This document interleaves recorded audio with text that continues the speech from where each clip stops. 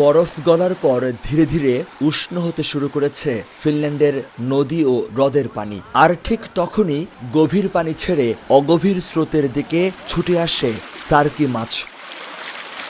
ডিম ছাড়ার মৌসুমে নদী, খাল কিংবা ছোট পানির প্রবাহের জায়গাগুলোতে একসাথে জমা হয় বিপুল পরিমাণ মাছ।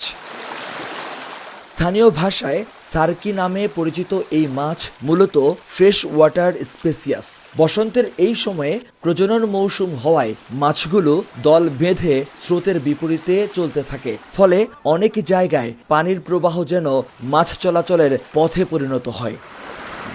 স্থানীয়দের পাশাপাশি প্রকৃতিপ্রেমী ও পর্যটকদের কাছেও এটি এক আকর্ষণীয় সময়। অনেকে মাছ ধরছেন, কেউ আবার ক্যামেরাবন্দি করছেন প্রকৃতির এই বিরল মুহূর্ত।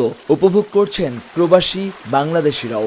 তাই আজ শুধু আমি নই, সবাই জানে সাদার আরেক নাম ফার্স্ট ওয়াশ ডিটারজেন্ট পাউডার। এখানে এসে আমার তো খুবই ভালো লাগছে, কারণ বাংলাদেশে আমরা এরকম মাছ শিকারের অভিজ্ঞতা আমাদের কখনো নেই। আমার লাইফে আমি এত মাছ জীবনে আগে কখনো দেখিনি। প্রকৃতির নিয়ম মেনে প্রতি বছরই এই মৌসুমে ফিনল্যান্ডের নদীগুলোতে তৈরি হয় মাছের এক অনন্য রাজ্য।